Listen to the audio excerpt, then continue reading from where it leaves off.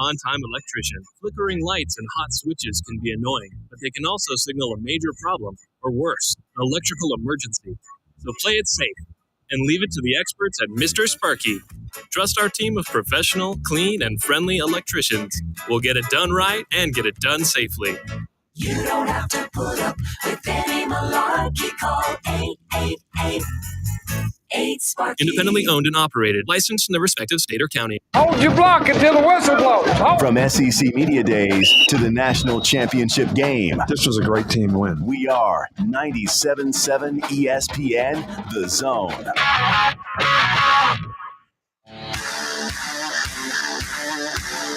Joe Hunk, John Abraham, 256-576-4977. Welcome to the Blitz.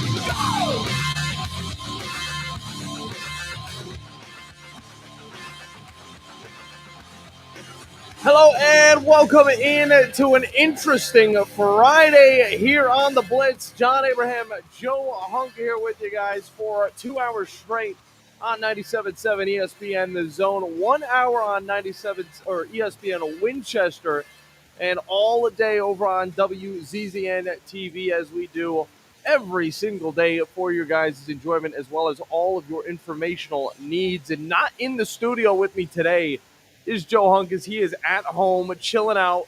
Got a little bit of tummy issues, Joe. Is that what we got here? How you doing, Joe?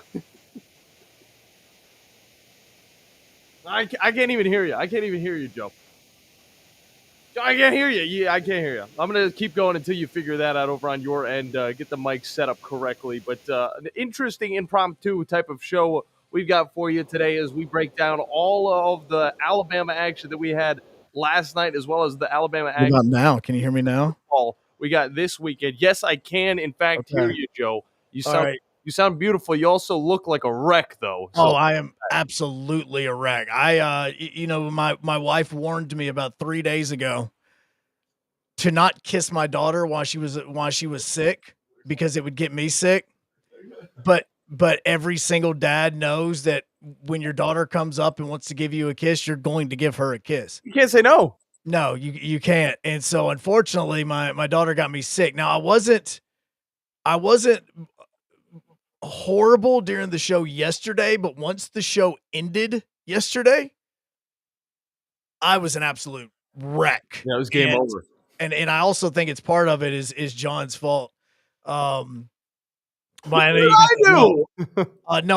also yesterday had to drive to Winchester to pick up something, and I'm pretty sure just going to your hometown just caused me to get sick. What do you mean? Come on now. The first hour, look, they are listening to us right now. Okay, I know. Winchester. Tell the gentleman that was riding down the road in his little scooter that everybody in Winchester knows the one I'm talking about. Looks like he was having a real fun time, but going 5 miles per hour in the right-hand lane just isn't going to cut it. Yeah. I had to go and this is, again, everybody in Winchester's listening right now. The Home Depot that's in Winchester apparently was the only Home Depot within 90 miles of our house that had a very specific Christmas tree that my wife was wanting. And so she ordered it online, and I went there and picked it up yesterday. And even just trying to get home, it was just the most difficult thing in the world because I wasn't thirsty, I wasn't hungry, but I needed to eat and I needed to try to drink something to stay awake. It was bad. It was awful. And so overnight wasn't much better. And so I am basically in my office right now, and this is probably where I'm going to be for the next few hours, if not all day. Because look, John, and you and I have been texting beforehand, you and I were supposed to be heading to Anniston here in just a little while to get ready for Anniston and Madison Academy. And at the moment, I don't feel well being 5 feet from my bidet. I genuinely don't. I don't think that's a really smart decision at this point in time. So I'm pretty much living on, I forget what it's called, that is supposed to, just say clog it up is a good way to say this. Okay. Yeah. And that's it. So I may mix that with a little bit of emergency at the same time, Yeah. So I'm basically, that's exactly what's going on right now. But because this all happened in like the last 12 hours, I wasn't going to leave John hanging, because if not, you'd be there by yourself trying to do the show. And that's just not smart. Molson's in Miami right now, getting ready for UAH. I have 2 UAH games that I'm having to cover at some point in time throughout the day. The women start playing here in just a little bit up in Cleveland, Tennessee. And then the men at 3:00 are in the semifinals of the Gulf South Conference Championship tournament that's happening over at John Hunt Park. So it's a very bad time for me to get sick. And not to mention, tomorrow my son has his very first wrestling match at Buckhorn. And then Sunday, this is brand new as well, because this happened yesterday, John, as well. Sunday, I am going to be at the Havoc game emceeing on the ice. Yeah, so not really a good time for me to get sick, so I need to get better. Yeah, you definitely do. So get some rest after this. And who knows, you might still be good to hop out to Anniston tonight, but it is going to be a long drive, not just for us, but for the players as well. 2 hours to Anniston is definitely a trek when it comes to high school football. But that's just what happens when you get into the postseason and you win in the first round. And out of all the teams, Madison Academy, the only team to move forward to the second round in our high school sports streaming network. We congratulate all the other teams and their seasons coming to an end, but there can only be one winner at the end of the day within these regions. So it's going to be interesting to see how far Madison Academy can go against this undefeated Anniston squad. And we'll be definitely breaking down a little bit more of that as we get throughout today's show. We'll have Drew DeArmond hopping on with us here in a moment, talk a little bit about that Alabama-Purdue matchup. Very hard fought. I did not think that Alabama would come out on top going into that game, but I also did not expect them to have it tied up 80 apiece going into the final few minutes. So it was definitely a fun game from Coleman. We'll be breaking down a little bit of that one, getting into a little bit of the SEC slate this Saturday. Looking very much forward to Alabama versus Oklahoma, but there are a lot more games to get into as well as we look at the ACC and what they're going to be doing, because you said there weren't many games that are going to be intriguing. But with all of what you're saying about that, I still think that there could be a few upsets that might leave some of these ACC squads stranded at that 3-loss mark that'll definitely leave them out of the postseason. But we'll have to wait a little bit longer for that. And also on our airways tonight, you'll be able to listen to UAH at Nova Southeastern. That's going to be down at Florida. Of course, Steve Moulton going to be on the call for that one. Screw Nova.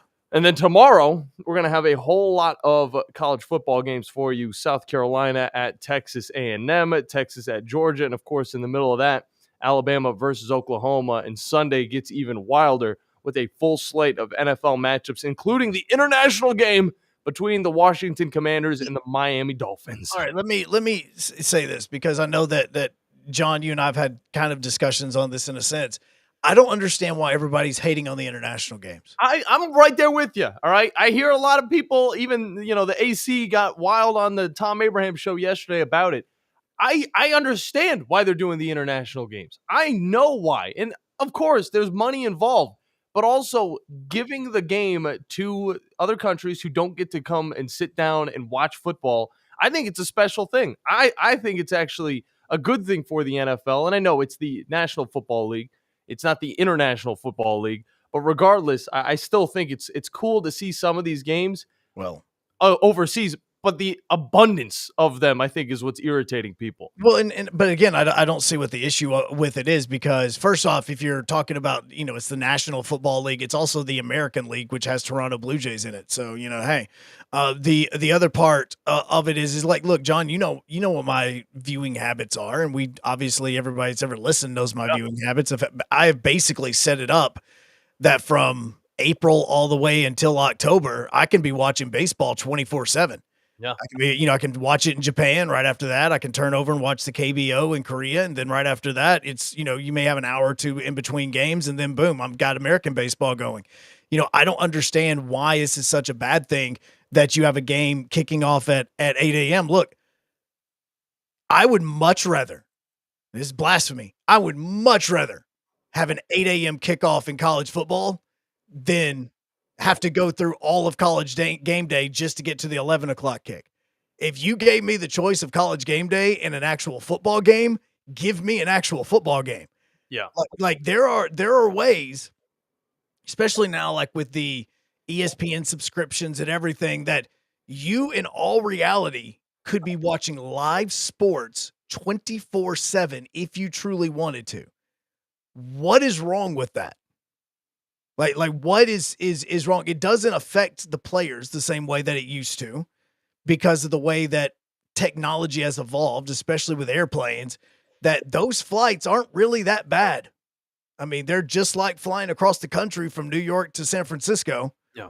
And so what if this game is happening in a different country, which at times can have even better atmospheres than what a country is that the sport is playing from? No doubt, the Dolphins definitely will have a better atmosphere as they go overseas. I actually really liked the game in Berlin. I thought the vibes were really cool. It was smoky. It was dark out. You know, I brought it up a few times. They brought up Adolf Hitler, and that's something you do not hear in any of these games. And I know it sounds like I'm excited about it, but it is still. Yes, they talked about Hitler. It's a wild occurrence, though, that they bring it up during an NFL game. So definitely some intriguing storylines. Favorite part of this whole thing. They talked about Hitler. It was definitely wild. But we are going to get into a lot of those matchups that are this week in the NFL as well throughout this show. Of course, when you think about the Washington Commanders and the Miami Dolphins, you're not really thinking anything too exciting. Two teams that are having very disappointing seasons. One of them because their quarterback got injured a few weeks ago, and honestly, sophomore slump was starting to settle in. The other one is a quarterback that, I don't know, it's weird. It's hit or miss. He's either playing really good or his team's playing really bad. And of course, he needs a lot of help from Devon Achane to have that all kind of fall into place. But I don't see the Dolphins, pushing for a playoff a berth. I don't see the Commanders playing for a berth. So for this one, I could see people sleeping in a little bit longer, waking up, and then this game's already halfway over. But if there was college football in the morning, dude, I'm telling you, for me, it would leave me a little bit distraught. Okay, because I like to get a workout in on Saturday mornings, and then I like to just sit down and enjoy all the college football that I can whenever it gets down to it. There needs to be a little bit of grace period. No, I mean, look, it's how many people, because I can remember it, I can tell you exactly these games that were happening like in Ireland that involved Notre Dame and all that were kicking off at like 8:30. Man, I woke up, I turned on football, I didn't even care about game day. Once a year is great, Joe. Once a year is great. But that's why I look at it as like, man, if I had an option of 8 and 9 a.m. football over watching college game day, I would take the 8 a.m. football, especially if it was going to be a good game, because that's the most important part. Like, I'm not talking about, Northern Illinois and Mass, whatever happened the other night. I'm talking about like, a top 25 matchup or something along those lines to get the day started, man. I am all for that. 100%. I don't know about it. I'd be scared to miss that type of matchup early in the morning, but I'd love to know our listeners' opinions. 256-576. 97.7 is the number to get in. Of course, we're going to have Drew DeArmond in the next segment, but after that, we are wide open for you guys to get your wacky underdog picks and a few games that intrigue me with big lines. Pittsburgh at home going to be hosting Notre Dame as they come to town. 2 7-2 teams looking for a playoff berth. On top of that, Michigan versus Northwestern. Northwestern definitely not in that conversation, but this is going to be in Wrigley Field, Chicago. It's going to be an awesome environment, and Michigan's coming into this one hoping that they can have that playoff berth, but Northwestern has been able to play spoiler all season long. They're a 10.5-point underdog.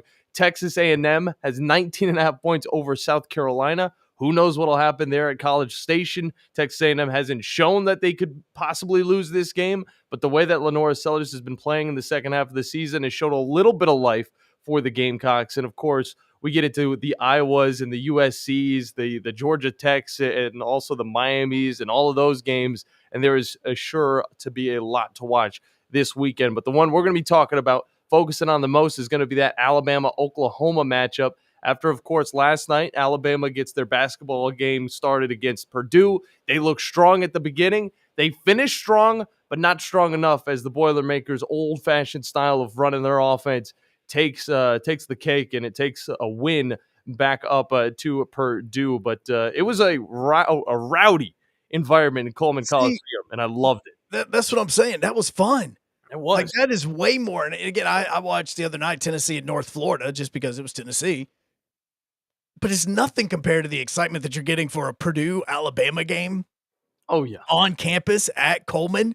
I mean, that place was just rowdy. No doubt. It was so much fun to watch. It seems like the basketball season has started a lot earlier than it usually does. But again, your opinions will be taken into account. 256-576. 97.7. You can also get in on the WZZN TV chat where you can watch over on YouTube, X, Facebook, wherever you watch your streams. You're going to be able to get that over there. Don't do it while you're driving, but you can do it whenever you're sitting at work or chilling at home or maybe even at school if you've got a little bit of an off period. Of course, it's Friday. Friday Night Lights still on the airways. So My son has a color run this afternoon or this morning. A color run? Yeah, my wife is actually, her and the kids. What the hell is a color run, Joe? It's a color run. Have you never seen a color run? Is it where they like throw like colored powder at each other? I've Yes. seen that. They Yeah, do that in America? Yeah. Huh. That sounds John, fun. they've been doing that. Like there are color runs like around Huntsville. I need to go to those. Yeah, those are they're fun. And so he actually has a color run at his school coming up today.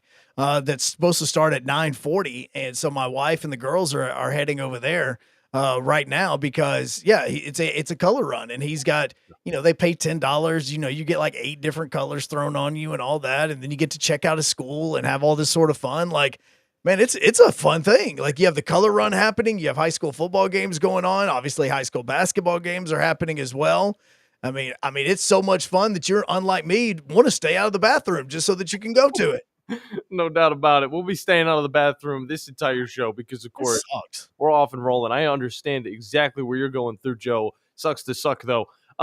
As always, though, Joe, you've got the bathroom covered. Fleming Roofing and Restoration's got your roof covered. They're the guys you need to talk to about all of your roofing needs. If you're having any roofing problems, just look them up online at FlemingHSV.com. Fill out that free quote today. Now, when we come back from break, we'll be talking with Drew DeArmond, the SEC slate, the coaching carousel, and all things sports on the other side here on the Blitz on 97.7 ESPN The Zone, ESPN Winchester, and WZZN TV.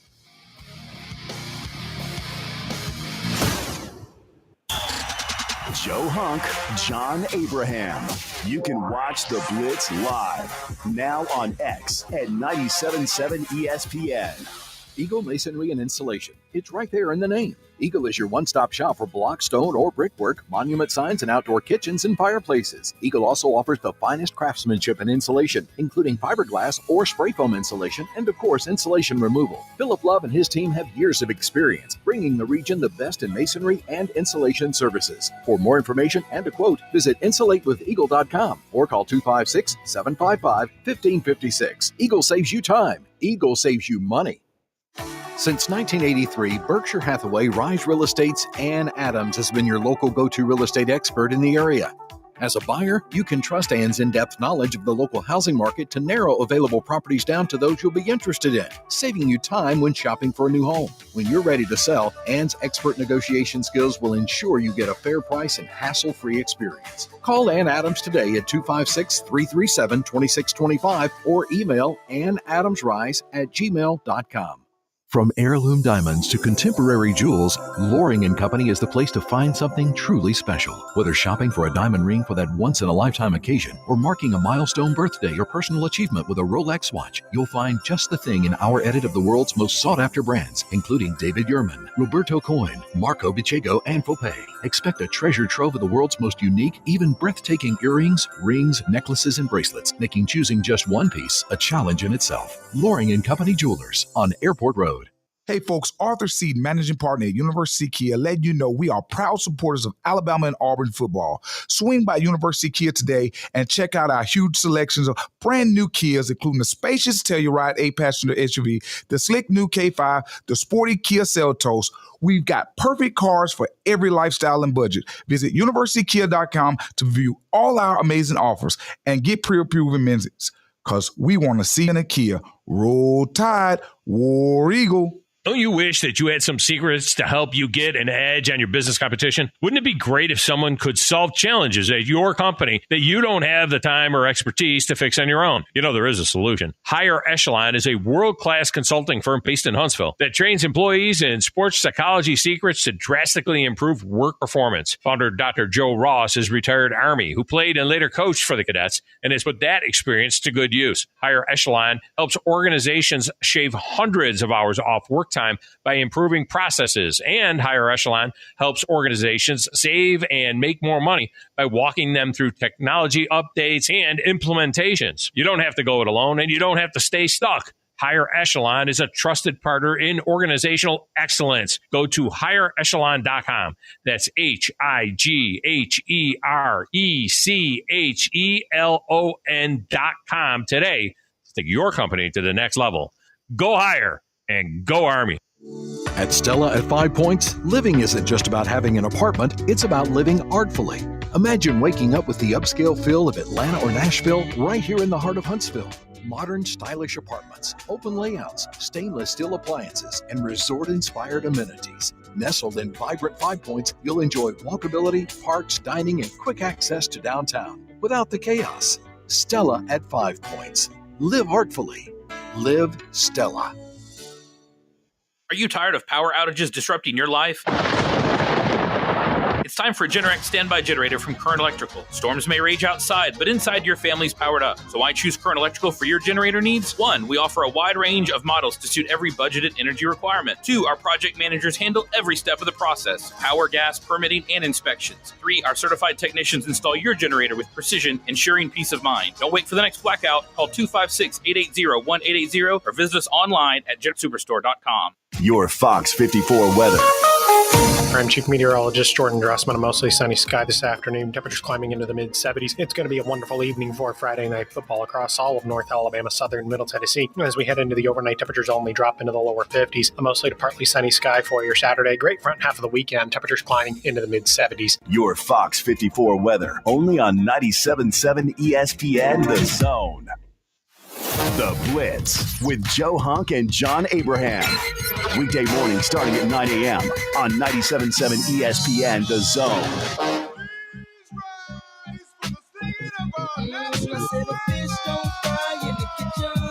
Hello and welcome back into the Blitz. John Abraham, Joe Hung here with you on 97.7 ESPN The Zone. ESPN Winchester for the first hour, so make sure you guys got that app downloaded, as well as on WZZN TV all day long, where you can not just hear us, but you can see us as well. Radio has evolved. Make sure you guys subscribe to that bad boy. It's all free for you. And joining us now here in studio is Drew DeArmond, as he always does on Fridays, presented by McCurry Motors and Alumni Hall. And Drew, last night, Alabama falls to the Boilermakers, but outside of what the score shows, 87-80, it felt so much closer than that. But right now, you know, Alabama kind of following up what they were going with last season, a very high offensive squad, three-point shooters left and right. That's really where they're going to live by. And how did you feel about that matchup last night in Coleman? Well, it was a high-level game. It came down to the little things, blocking out, rebounding, and, you know, not making plays in transition and open threes. Some of it was Purdue and the way they defended, but some of it was just not executing. Late in the game, there's about a minute and 15 on the clock. Foul line gets fouled, and if you make those two free throws, it's a little bit different. It puts pressure once again on Purdue to have to execute with a tie game. If you get a stop under a minute, you got a chance to still win the game. But he missed those two, and Purdue's very, very difficult to stop. And as I was only half joking on Talking Ball this morning, we will hear UAH's debut tonight. And I almost wanted to say, man, that Brady Smith, Josh Majette, Brady Smith is just a really good point guard for Purdue. And he's only about 5'10", but he's so crafty, so quick. He had 29 last night, including 21 in the second half, 7 rebounds. Let's put it into perspective how good Brady Smith is. And I'll just say this. He had 29. He had 7 rebounds. Alabama's front court had 6.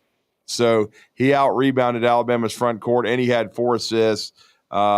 He's just a tremendous, tremendous player. And And I had seen him on TV, guys, and I knew how good he was, but I did not know really how good. And let me say Braden Smith, excuse me. But Braden Smith, I didn't know how good he was till I saw him in person. And LeBaron Philon has a chance to be a lottery pick, but Braden Smith took him in the blender last night. He did that to all Alabama's guards. They couldn't stop him. It was kind of like watching Alabama's gods against St. John's. St. John's couldn't stay in front of Alabama. Well, Alabama had a hard time with Braden Smith, and he's a tremendous player. And I had people texting me, well, they just can't stop that point guard. And I'm like, well, that point guard, may be the national player of the year. Yeah. And see, here's how good Purdue is.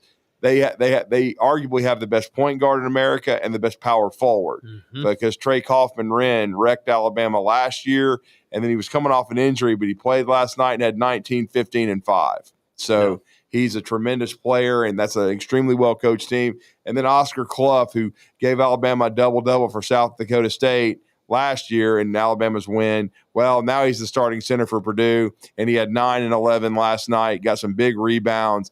And that's just a really good Purdue team, a deep team. They know how to play.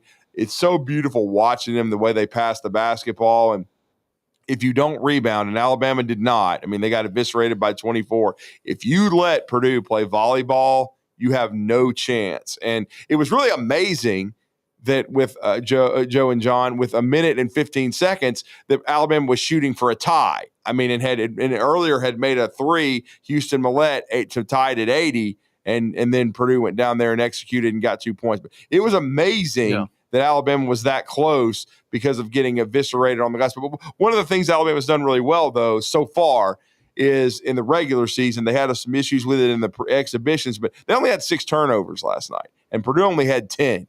So there wasn't a lot of fast break points. Alabama actually outscored Purdue 13-0 in fast break points. But again, when you get just dominated on the glass the way they did, it's tough. And but still, you learn a lot about yourself. And then we're going to learn a lot about Auburn on Sunday, because this is a big weekend for our state. It'll be in Birmingham, and number 1 Houston is facing Auburn and Stephen Pearl. So that'll be a fun one to watch on Sunday.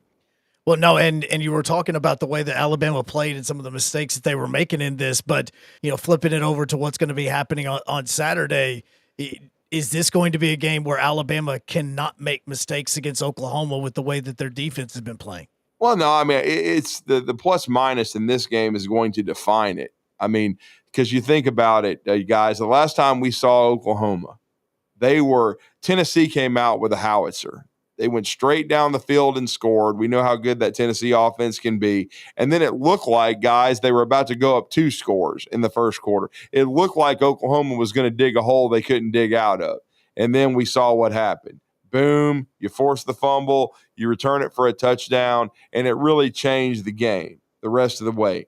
And so I think – and then think about it, guys. At halftime, I think Oklahoma had less than 100 yards of offense, but they were up 16-10 because Tennessee turned it over 3 times. You can't turn it over. You have to value possessions. Ty Simpson has been remarkable, only throwing 1 pick. Now, he has fumbled like 4 straight games. But again, the key is going to be, and I know you guys have talked about it on the Blitz, Alabama has to keep Ty upright, and then they've just got to get creative. They've got to find a way to manufacture some rushing yards. It doesn't have to be anywhere near 200 because it's not going to be with this group. But you got to find a way to give Ty some balance. And even if that's a running game where we saw him run one play last week where they lateraled it to Josh Cuevas and he got 7 yards. Yeah. Okay, that's a run.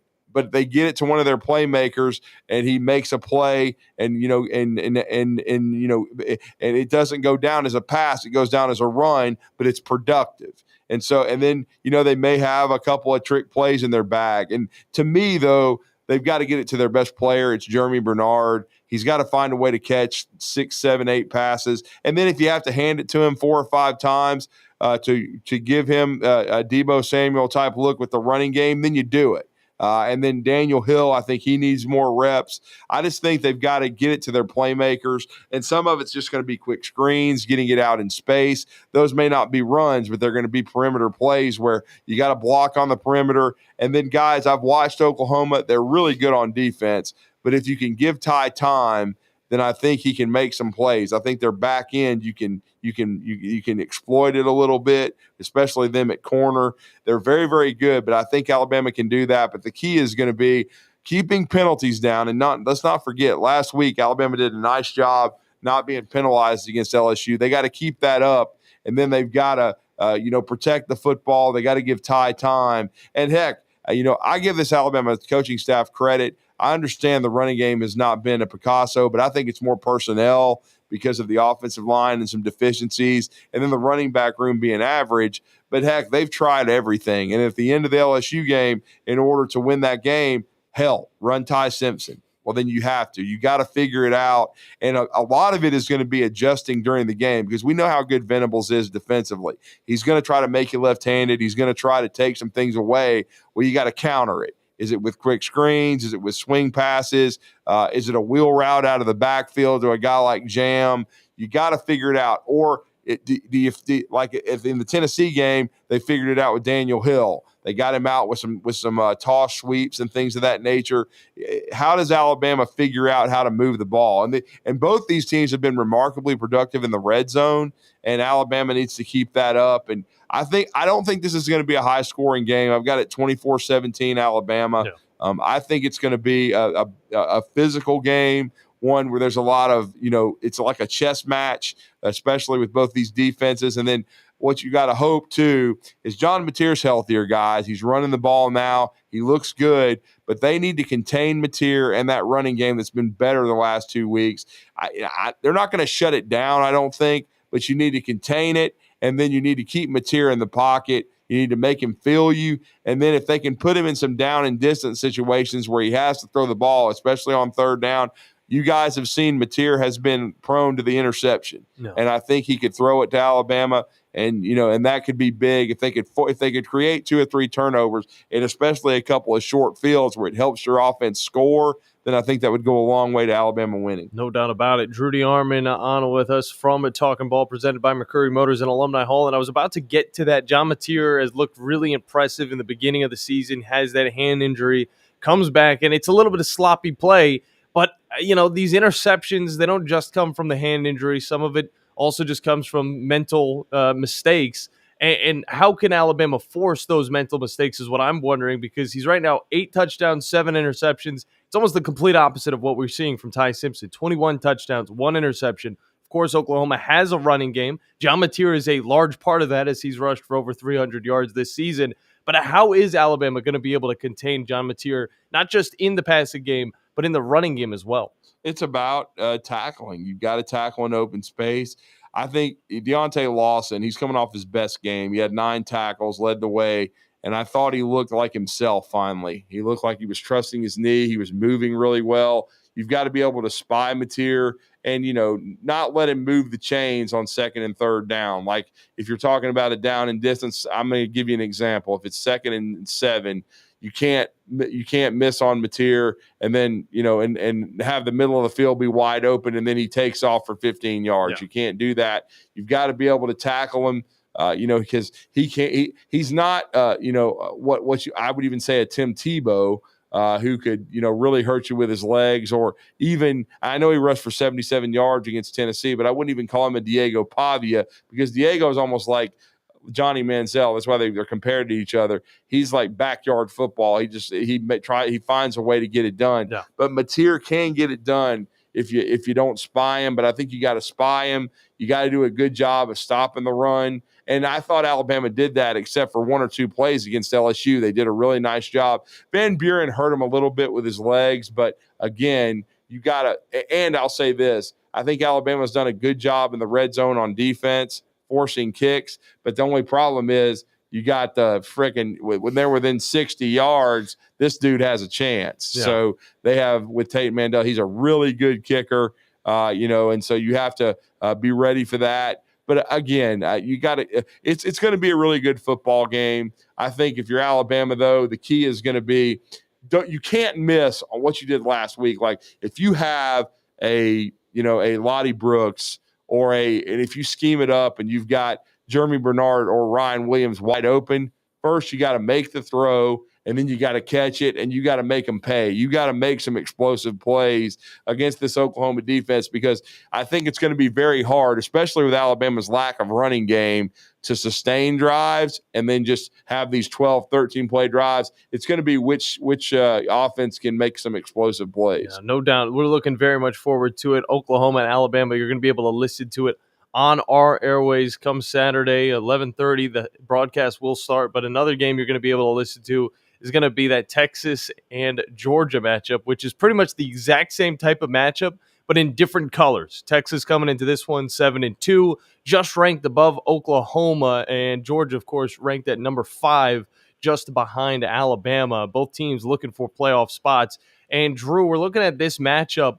Texas has had a shaky season, but they're still in the top 10. Looking at the playoffs, everything's in front of them. But Georgia, kind of a sneaky team to be where they are right now. We'll talk a little bit about this one that's going to be going on in Athens, prime time on Saturday. Well, I'll just say Georgia's a bunch of tough SOBs, man. That's the way I describe the Dogs. They know how to compete. Alabama was very fortunate to escape because Georgia dropped a touchdown pass and then made some other mistakes in that game, also on defense, to allow Alabama to run the clock out. But they're a very, very tough team, man. They're never out of a game. We talked about this on the show this morning on Talkin' Ball. I heard a stat this week that they haven't lost 2 home games in the same season since 1998, which was the days of Jim Donnan and mediocrity. Mm-hmm. And so they've really been good at home. We know that they've only lost 1 game since 2019. It was this year to Alabama. Georgia is squarely in the mix for the playoff. Right now, they wouldn't be in Atlanta, which is kind of stunning, but A&M's undefeated, Alabama's undefeated. So, and then they don't have the tiebreaker over Alabama, but they're very, very much in the playoff chase. And this will go a long way to, one, eliminating Texas, which everybody would celebrate. And then Georgia, being in there. So now if Texas wins this, though, and if Oklahoma were to win Saturday, you have got just a log jam. And, we know the ACC is horrendous. And so I wouldn't even say they're better than the American. And they're going to get one team in. But this kind of goes to what Josh Pate's been talking about. You have to start thinking about the SEC at least getting not 4, but 5, depending on how some of this goes. Now, they could start cannibalizing each other. If the Dogs handle business, if Alabama handles business, then I think Oklahoma and Texas is out. But you still got Vanderbilt. You still got Ole Miss. They're still very much in the mix for a college football playoff berth. And so I think the SEC would have a very, very strong case for 5. And then Josh Pate even thinks if Oklahoma loses Saturday but runs the table and goes 9-3, and then they would have – think about their losses. Ole Miss, the Alabama, and so those are – and Texas. So those are 3, quality losses to really, really good teams. Now, for Oklahoma's sake, though, they probably need Texas to beat Georgia. Yeah. They need it, and then they probably need Texas to win that battle against Texas A&M, and honestly be a playoff team to make that case. But still, you can make a very strong one that the SEC is the best league in the country. Certainly, we know Indiana, Ohio State, and even Oregon are the real deal. Now, Iowa, very close, but I don't think they're quite good enough to get in the playoff. I think it's a 3-bid league for the Big Ten. Everybody else not very good, except for Iowa. I think Iowa's really solid, but I just don't think they're going to win enough games to get in there. But the SEC, they need to take advantage of the fact that the ACC is so bad. And I'll be honest, guys, after what we've seen out of the Big 12, I still think it's Texas Tech, and that's it. So the SEC needs to take full advantage of it. Yeah, and it definitely is an intriguing thing. Looking at the playoff polls right now, obviously you have the Ohio States, the Indianas up at the top, but whenever it comes to these 2-loss teams, you have a full lineup. You've got Texas, you got Oklahoma, and Vanderbilt just knocking on the door of the playoffs. And I want to know, your opinions on the playoff poll, how the committee has gone about it. Of course, some news came out about the chair stepping down yesterday, but for all of the complaints that everybody has had about the committee and what they do, where are you with it? Are you satisfied with how they're placing it, or what do you think? Thing that bothers you is it doesn't seem like they're rewarding A&M for their schedule, and they're just sort of putting them behind Ohio State and Indiana because Ohio State and Indiana are undefeated too, and were higher ranked than A&M to start the season, especially Ohio State.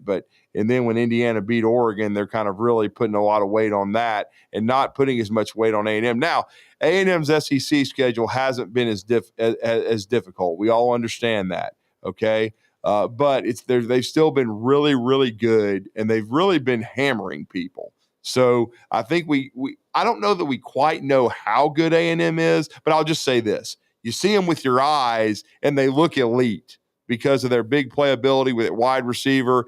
Even their running game has still been strong with Le'Veon Moss being banged up. Marcel Reed has been one of the top 3 or 4 quarterbacks in the country. And, much like Dylan Sampson, I felt like didn't get enough respect last year in the Heisman race for Tennessee, and he helped them reach the playoff. Marcel Reed is not getting enough buzz, because I know someone asked me this week, who would you put first team All-SEC quarterback? And everybody thought I was just going to immediately just rip it off and be like, Ty Simpson, he's the dog. And I was like, nah, I would probably vote him second. I would put Marcel Reed first because his team's undefeated and he's a great dual threat quarterback. He's had an outstanding year. Ty's had an outstanding year, no question about that. And Trinidad Chambliss, who would have been Trinidad who in Atlanta for the SEC Media Day because nobody knew who he was. Yep. And then, of course, Diego Pavia because he has Vanderbilt, squarely in the mix. And I will say this, if Vanderbilt wins out, they deserve to be in the playoff. I agree. Okay? Because they lost a close one to Texas, a very hard-fought one to Alabama, and then the way and I know some people have been criticizing, well, Auburn's a 6-loss team and all this stuff, and Vanderbilt still came back. They had to. They were down 17-3. They were getting hammered, but they came back and won the game because Diego took the game over in the second half. And that Auburn defense, they made that Auburn defense look bad. And that Auburn defense hadn't looked bad all year. And they just romped up and down the field. And then I thought it was very interesting what Jake Crane had to say this morning because I was more John Summerall, Kenny Dillingham, but I have heard Dillingham may stay at Arizona State. It's his alma mater. Very interesting that he said John Summerall and Clark Lee. Because I think Clark Lee is going to get a massive contract from Vandy. I don't think he's going anywhere, but I didn't think Lane Kiffin was going anywhere at Ole Miss, and none ain't so sure. And it's funny. Lane may be auditioning this weekend if he tries to burn the house down. Yeah, and Matthew hopped in on the chat, and he was throwing in all of his predictions. He thinks that Lane Kiffin's going to stay in Oxford, throws out the hotty toddy. I know a lot of Ole Miss fans would love that. He may very well, but I'm just saying if he lays about a 66 this weekend on the Gators, I'd get a little nervous. Yeah, no doubt about it. Drew DeArmond from Talkin' Ball, presented by Mercury Motors and Alumni Hall, has been our guest as he is always on Fridays. Drew, appreciate your time as always, man. Wish we had a little bit more. We'd be talking a little bit about that high school football matchup we got tonight. Go Mustangs. They're they're the lone wolf. They are. They are the lone wolf. And Joe, I hope you have a great call and feel better. Hey, I've been there. I know how it is, but I hope you get a chance to be over there at Anniston. I've never been over there personally, but I know they have a great football team, and you'll get a chance hopefully to see Coach Godsey's group, and they're a good young squad. And Coach Bob Godsey's a Hall of Famer for a reason. He knows how to prepare and win these type of games, and it's going to be great to have the Mustangs on the radio tonight. It was crazy is Anniston just went through like a $1.7 million renovation of the football program. Wow. So brand new to, obviously they've went to artificial surface like everything else. They built a better visitors bleacher section, there you go. Locker rooms and everything. So it's a great field that the game is going to be happening at tonight. And if I can't be there, then the man sitting across from you is going to be the one on the call. Yeah, there you go. One of you guys is going to experience a heck of a playoff game and going to bring it to our listeners tonight. I'm going to be over at Huntsville High for the Section Lions, who may be the best team in 2A basketball, taking on Huntsville Crimson Panthers in their home opener. So a lot going on today, but I appreciate you guys having me. No doubt. Always great to get Drew DeArmond on here on the Friday edition of the Blitz. But we got to hop into a break. When we get back, phone lines are going to be open to you the rest of the way. 256-576. 97.7 is the number to get in here on the Blitz on 97.7 ESPN The Zone, ESPN Winchester, and WZZN TV. This is The Blitz with Joe Hunk and John Abraham. 256-576-4977. This is Brent Musburger's VSIN Action Update on 97.7 ESPN The Zone. Drivers who switch to Progressive have an annual savings of nearly $750. Progressive.com. UAB, a 2.5-point underdog against High Point at home today at Bartow Arena. Jacksonville State laying 7.5 against Coastal Carolina. Arkansas, 26.5-point home favorite against the Samford Bulldogs at Walton Arena, 161.5 the total. In the NFL Sunday, Atlanta Falcons 3.5-point favorites at home with the Carolina Panthers, 42.5 the total at Mercedes-Benz Stadium. Tomorrow, Alabama laying 6 against Oklahoma at Bryant-Denny Stadium. South Alabama 4-point favorites at UL Monroe. Kennesaw State laying 3 at Jacksonville State. UAB plus 18.5 at home at North Texas.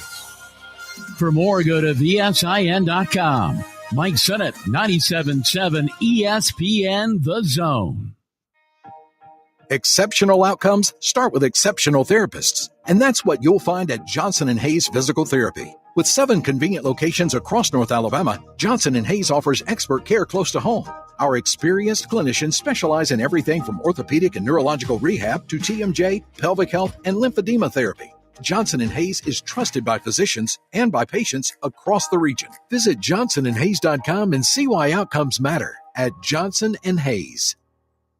Specializing in simple and affordable rentals, McCurry Van and Car Rental can make sure you have just the right vehicle for your next family vacation, weekend getaway, or if you just need transportation while your vehicle is being repaired. McCurry carries Ford Transit vans and Mercedes Sprinter vans, trucks and work vans, and more. And they offer discounted rental rates for long-term rentals. Now with 4 locations: Athens, Muscle Shoals, Coleman, and Huntsville. Log on McCurryRentals.com to make your reservation now. That's McCurryRentals.com. At Stella at 5 Points, living isn't just about having an apartment, it's about living artfully. Imagine waking up with the upscale feel of Atlanta or Nashville right here in the heart of Huntsville. Modern, stylish apartments, open layouts, stainless steel appliances, and resort-inspired amenities. Nestled in vibrant 5 Points, you'll enjoy walkability, parks, dining, and quick access to downtown without the chaos. Stella at 5 Points. Live artfully. Live Stella. Tom Abraham here for my friend Mike Owen at Owen Home Appliance Center. You know, the holiday season is just around the corner. So come to Owen Home Appliance Center and get the complete Frigidaire kitchen. You buy the fridge, the range, and the microwave, and you get a dishwasher free. Or maybe you need a commercial kitchen for that huge family coming in for the holiday season. Let them help you with brands like Viking, Miele, KitchenAid, Z-Line, and Cafe. Quality products, quality pricing, quality service. That's what Owen Home Appliance Center stands for. Just 8 miles south of the river on 231. Hi, my name is Dan Aldridge. I'm here to let you know about the Aldridge Law Firm and the soon-to-be-announced Legal Town Center. I've been practicing law in Alabama since 1984, and I also practice in Tennessee. And I'm from North Alabama, and I'm here to represent you and take care of your legal needs. For many of us, hiring an attorney is not high on the priority list, and maybe a little scary. But it's something that we all need at some point. So by all means, do your homework. And if you need representation for car accident, wrongful death, medical malpractice, nursing home abuse, or estate planning, or any other matter, just give us a call at 256-534-3188. And you can email me at Dan, that is Dan at danaldridgelaw.com. Dan at danaldridgelaw.com. God bless America. No representation is made that the quality of legal services to be performed is greater than the quality of legal services performed by other lawyers. Have you ever turned your back on God?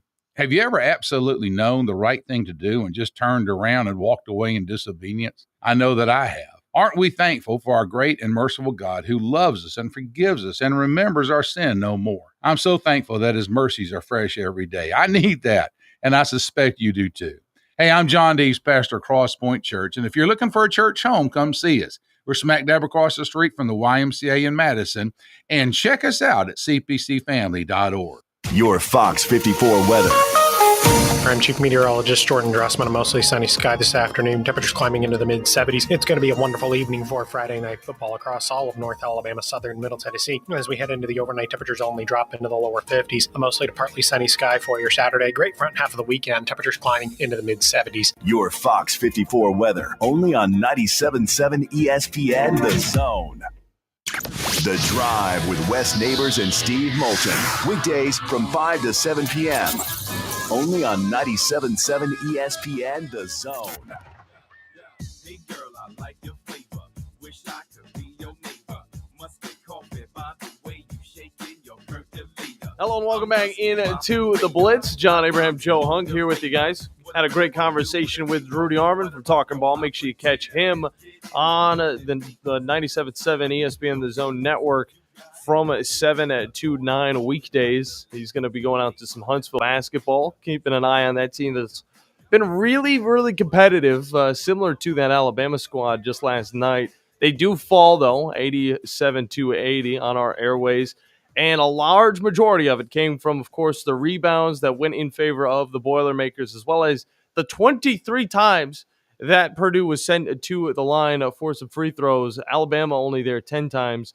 And, of course, those last two were the ones that really costed them as they went 8 of 10. They were 80%, of course. That's how quick math works. But it was still bad to see, upsetting, but it was good to see early in the season. You get some of these tough matchups out of the way. You know what the top of the college basketball landscape is going to look like, similar to how the Senators were during their football season. You see what those really good teams can bring you, and then you kind of work up to that all season long. And Purdue definitely looking like a Final Four type of team if they can get past Houston, which depends on if Houston's as good as they were last year, which right now I already jumped them. They're number 1 in the country, and of course we talked a little bit about it. We'll be facing off against Auburn here in the next few days. So going to be keeping an eye on that one. But Joe, Sup? How you doing over there? You still working? You still pushing? I'm a little nauseous. Just a little nauseous.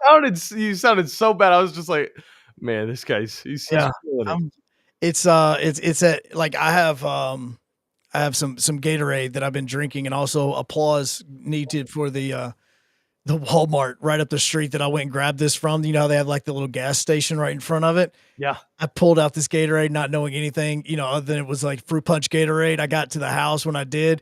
It was half frozen. So it's like it has like ice all in it already. And I was like, oh, this is amazing.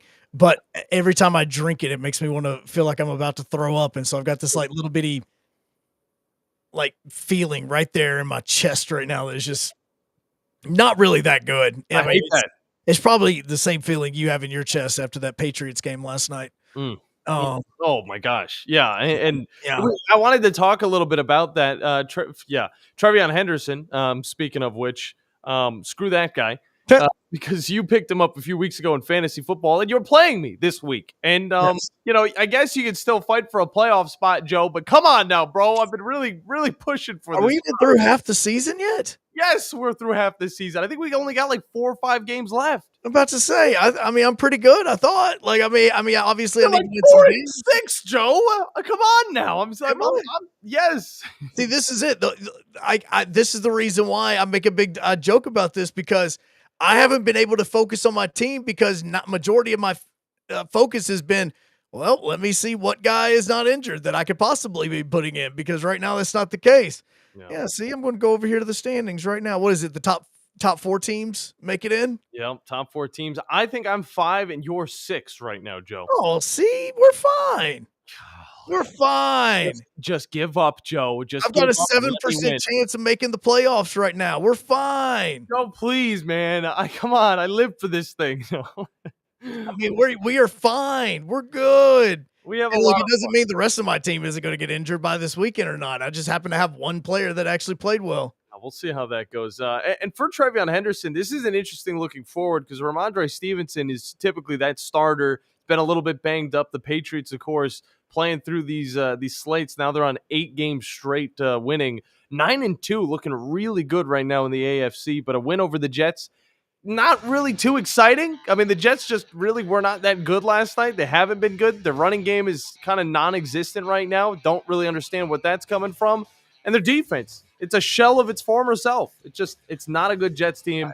They continue to play bad. I am going to let you know that I am being very good right now, and I do not have the PlayStation on. I just want to let you know that. Thank you. It is beside me, and if I actually felt 25% better, I may actually have it on, but I don't even want to touch a controller right now. So you cannot be playing PlayStation while we're doing a show. Yeah, I could, especially if I started streaming it over to our video. That'd be pretty cool. Absolutely, I could. You know but what? At the moment right now, I'm just trying to right now not upchuck on the camera. That's my biggest thing. Please don't do that. We don't have 3D capabilities. Second hour coming up next here on the Blitz. I think it was like 5D and you could smell it. Joe Hunk, John Abraham, 256-576-4977. This is the Blitz on 97.7 ESPN The Zone. The company is Eagle Masonry and Insulation, but did you know they're also Eagle Landscaping and Dirt Work? Eagle can take care of all your landscaping needs, including irrigation, sod work, and planting, both plants and trees. On the dirt work side, Eagle can grade and build your pads, haul dirt in or out, and even do erosion control. Philip Love and his team can do it all for you. The website is the same, insulatewitheagle.com, as is the phone number, 256-755-1556. Give them a call and see what Eagle can do for you. Eagle saves you time. Eagle saves you money. Your home of the Alabama Crimson Tide is 97.7 ESPN The Zone. Looking deep downfield, looking for Williams. Comes back, makes the catch, trying to split defenders, makes them bang into each other, stays on his feet, breaks a tackle, scores! Ryan Williams, one play, 75 yards. Your home of the Alabama Crimson Tide is 97.7 ESPN The Zone. Does it really matter which dealership you buy from? Short answer, yes it does. Hello, I'm Don Wessels for Woody Anderson Ford. Before you buy, take just a minute to check out the dealership itself, because where you buy can make all the difference. Sure, customer reviews tell you what others think, and that's good. But when Ford Motor Company itself recognizes a dealer, that's something special. Woody Anderson Ford has earned Ford's Triple Crown Award, an honor achieved by only the top 1% of Ford dealers in America. It's based on superior customer satisfaction, sales excellence, and exceptional service performance. In other words, the best of the best. So when you're ready for your next car, truck, or SUV, come see how we earned our Triple Crown status. Superior service, sales excellence, over-the-top delivery, that's Woody Anderson Ford. And we hope to see you soon. Sure, Valley Equipment Rental takes care of the homeowner and his needs, but how about the pros out there? Well, Valley Equipment has the big stuff as well. The equipment you need to get any job done. I'm talking about the big track hoe excavators, from the 30,000-pound mid-size one to the big boy 50,000-pound units. Need a dozer on the job? Well, they've got them up to 105 horsepower, and that's a good-sized machine. Plus, Valley Equipment has more lifts than anyone around. Up to 80-foot booms that reach 56 feet with a 10,000-pound capacity. 2 locations, North and South Parkway. Check them out today. You've been paying on that life insurance policy for years, but maybe you don't really need it anymore, or it's gotten a bit too expensive. Well, before you just let it expire, let Neighbors Insurance Solutions share with you some alternatives that you haven't considered. Don't throw away something that still may have great value for you. If you want to learn more about what Neighbors Insurance Solutions can do for you, call 256-763-7693. A death benefit could be a life benefit. Learn more at 256-763-7693. We are a championship school, and school is in session. And the clock's going to run out, and Bama's going to win it. And for the love, let's get out of here. Join us Saturday as the Crimson Tide welcome the Oklahoma Sooners to Tuscaloosa. Our coverage begins at 11:30 on your home for Alabama football. Your home of the Alabama Crimson Tide is 97.7 ESPN The Zone. John Abraham here for Bobcat of Huntsville. And fellas, it's time to dip into the transfer portal. It's time to bring home that 5-star industry-leading Bobcat machinery, handhelds, and service. And Bobcat of Huntsville is making it easier than ever to buy or rent in just a few clicks. Need your steel chainsaw, cut quick, or trimmer bought and delivered? Head over to bobcatofhuntsville.com or call 256-895-3311. That's 256-895-3311. And start winning with Bobcat today. The company is Eagle Masonry and Insulation, but did you know they're also Eagle Landscaping and Dirt Work? Eagle can take care of all your landscaping needs, including irrigation, sod work, and planting, both plants and trees. On the dirt work side, Eagle can grade and build your pads, haul dirt in or out, and even do erosion control. Philip Love and his team can do it all for you. The website is the same, insulatewitheagle.com, as is the phone number, 256-755-1556. Give them a call and see what Eagle can do for you. Eagle saves you time. Eagle saves you money. At the Huntsville Sports Commission, we do sports. The Rocket City is your destination for world-class sports in North Alabama. The Huntsville Sports Commission brings elite tournaments, championships, and other exciting athletic events to our city. From youth leagues to national championships, we're driving tourism, boosting local business, and building a stronger, more active community. When you team up with us, we'll worry about the details so you don't have to. We do sports. This is Brent Musburger's VSiN Action Update on 97.7 ESPN The Zone. Drivers who switch to Progressive have an annual savings of nearly $750. Progressive.com. UAB, a 2.5-point underdog against High Point at home today at Bartow Arena. Jacksonville, St. laying 7.5 against Coastal Carolina. Arkansas, 26.5-point home favorite against the Samford Bulldogs at Walton Arena, 161.5 the total. And the NFL Sunday, Atlanta Falcons, 3.5-point favorites at home with the Carolina Panthers, 42.5 the total at Mercedes-Benz Stadium. Tomorrow, Alabama laying 6 against Oklahoma at Bryant-Denny Stadium. South Alabama 4-point favorites at UL Monroe. Kennesaw State laying 3 at Jacksonville State. UAB plus 18.5 at home at North Texas. For more, go to VSIN.com. Mike Sennett, 97.7 ESPN The Zone. Log on today, 977ESPN.com.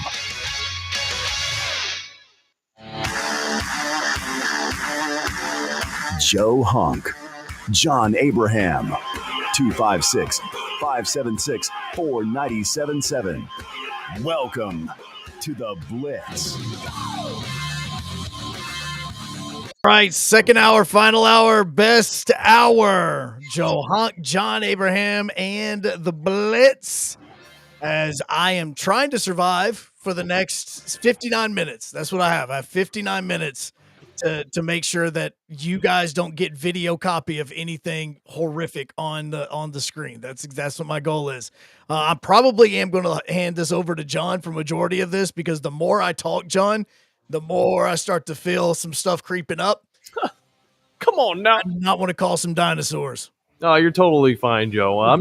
I'm proud of you for getting the intro off here the second hour. That is wide open for the listeners to get in on. Of course, 256-576-9077, the number 2 hop in on the show. And look, we got Wank Dog picks, of course, wide open for you guys. We'll be breaking down some of those amazing matchups here in a moment. Matthew's hopping in on the chat. He's continuing with his predictions. And honestly, I'm looking forward to seeing if he wants to get in on the underdog picks, because he's thrown out so many of his guesses about teams. Let's see exactly. Let's break down what he's thinking. What's bad, John, is I can't see the chat today. I don't know why. Oh, wow, that sucks. Wow, that is really weird. I don't know why you wouldn't be able to. I do not know why I cannot see it. Okay, well, he is hopping in on the YouTube chat, so Joe, you could probably just go over to WZZN TV and find it. But he's throwing out the Bama is going to beat OU, aka Oklahoma. He's saying Texas A&M will beat South Carolina. Not too crazy. LSU may beat Arkansas, so we might see an upset there. Keep an eye on that one. It will be in Death Valley. Ole Miss is going to beat Florida, and that's why he thinks that the lane train is going to continue in Oxford. Okay, good guess right there. And then he made fun of the Big Ten a little bit by throwing out shade. Ohio State plays UCLA this weekend, by the way. Big game. Very big game. I know UCLA has had a resurgence after they fired their coach. No, it's not going to happen. It's not going to happen. Ohio State's going to be able to handle that one, and they're going to be able to continue staying in first in all of college football, Joe. But we talked a little bit about that Patriots-Jets game. Of course, you're going to have a lot of fun matchups as well throughout the NFL. Keep an eye on that. The games that we'll be bringing you here on 97.7 ESPN The Zone will consist of the Atlanta Falcons. Oh, wait, sorry. I was about to throw out last week's schedule. We always have a very busy Sunday. But it's going to be the Washington Commanders facing off against the Miami Dolphins, The Falcons, as we always bring you, facing off against the Carolina Panthers, a little bit of an NFC South matchup right there. And then the Detroit Lions versus the Philadelphia Eagles. It's looking to be one of the best matchups this weekend. And How Joe, do you feel, by the way, about Oklahoma, Alabama right now? I'm a little skeptical. I'm still skeptical about it. Well, and that's the reason why I was asking you that question, mainly just because, the more and more I look at this Oklahoma defense, not so much the offense, but the more and more I look at this defense, I keep thinking to myself, like, I agree with Drew about how this is going to be a very low scoring game. Yeah. But the ability that this defensive line and this front seven has to get to the quarterback makes me really nervous. Yeah, and that's also why I threw out, if you didn't like the LSU game, it was a low-scoring affair, you're probably not going to like this one, because I think Alabama can pull out the win. Of course, this is in Bryant-Denny Stadium. Last year in Oklahoma, it was a weird little dynamic. We don't get to see it a lot. Oklahoma, of course, in their first year of SEC play.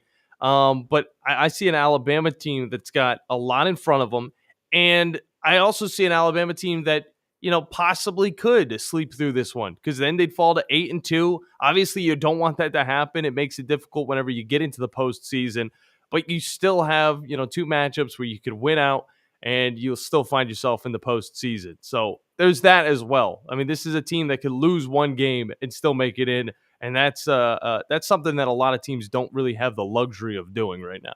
Well, no, but you also don't want to leave this up to the committee, just to be honest with how the committee's kind of going right now, because, yes, you figure Alabama would be a team that would be in if they have 2 losses. But you then also run the risk of you missing the college weekend of conference games. Then you're going, yeah, that could be what do they call it? That's not a data point towards the way in which you're looking at this team. And so I think that your losses aren't, your second loss would not be a bad loss, but your first loss is starting to look like a really bad loss. Yeah, no doubt about it. We have the phone lines open to you, 256-576-97.7. And Matthew decides to get in on the phone lines. Matthew, how are you doing today, sir? Hey, good morning, gentlemen. How are you, my guy? Good morning, bro. I'm doing good. Joe, I hope you get to feel better. Thank you, man. I appreciate that. Like you're suffering right now, and I'm sorry, and I hope you get to feeling better. It is all right, man. I appreciate it. I will survive. Just, I wouldn't survive a 2-hour drive to Anniston, but I will survive a lot of things. Just maybe not that. All right. So we got some picks. Yeah. Do you want to get in on the Wacky Underdog picks? I don't think you've made a pick this season, at least on the show. So do you want to hop in on that? Yeah. All right. What are you thinking? Or do you want me to throw out a few that might go the way you want? Or do you have one in mind that you're looking at? Maybe that Tennessee Tech Kentucky matchup. That one's very appealing. It's a 10-0 team in Tennessee Tech. I just wanted to say that before anybody. Man, you will talk about the Simpson family having a great year. Yeah, let's do some rapid fire here. Let's do it. All right, so I'm going to throw out some games your way, and you're going to just tell me which one you're going to want to rock with. So we're going to get into it. Are you thinking you want to stay in the SEC, or are you thinking you want to just go around college football altogether? Let's just the whole shebang. Okay, so Oregon's facing off against Minnesota. Minnesota's been a surprisingly good team. Those Beavers really got some wood to chuck, though, to get into the end of the season. I'm glad they can answer that question about how much wood could a woodchuck chuck. They definitely could. 25.5-point underdogs, though, against Oregon. So big points right there if you really want to make an impact on your first pick. Arizona versus Cincinnati. Right now, Cincinnati 7-2 on the season. Arizona comes to this one 6-3. Cincinnati has an opportunity to get into the college football playoffs, and right now they're a 6-point favorite against the Arizona Wildcats. If you look down a little bit farther, we've got, oh golly, this one's terrible. Oklahoma State, who was 1-8 on the season.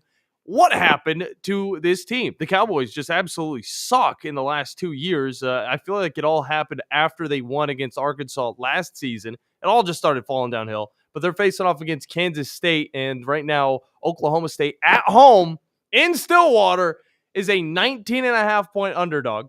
God awful, horrible stuff right there. Michigan's facing off against Northwestern at Wrigley Field right now. Northwestern is a 10.5-point underdog. Honestly, I'm leaning a little bit towards that one unless I want to get a little ridiculous and pick Tennessee Tech. I'm actually thinking about it. And right now, Pittsburgh is a 12.5-point underdog against Notre Dame. Both of those teams going into that one 7-2 with the playoffs on their mind. Or if you want to go with a game where one team has the playoffs on their mind, they're probably looking forward a little bit to that Texas matchup. They're facing off against South Carolina. We're talking about the Aggies, 9-0 coming into this one, 18.5-point favorites at home against South Carolina. Any of those ones tickling your fancy, Matthew? Well, Johnny threw 30 of them at him. He wanted it. Yes, for rapid fire. Come on now. We're rapid fire here. All right, so I'm going to go through the list here that I see. I got Oregon for that first one. I just don't see Minnesota pulling that one off. Okay. Notre Dame's going to beat Pittsburgh. Texas A&M's going to beat South Carolina. I think we might get surprised by Arizona beating Cincinnati. We'll see. Northwestern is going to get demolished by Michigan. Okay. The Michigan fans and faithful here in Huntsville will love that. All of them. Yeah. All 7,500 of them that live here. Yeah. Yeah. What was the other ones? They're wacky underdog picks for a reason. So you got to have one that's going to go the way of the underdog. Which one are you swaying with?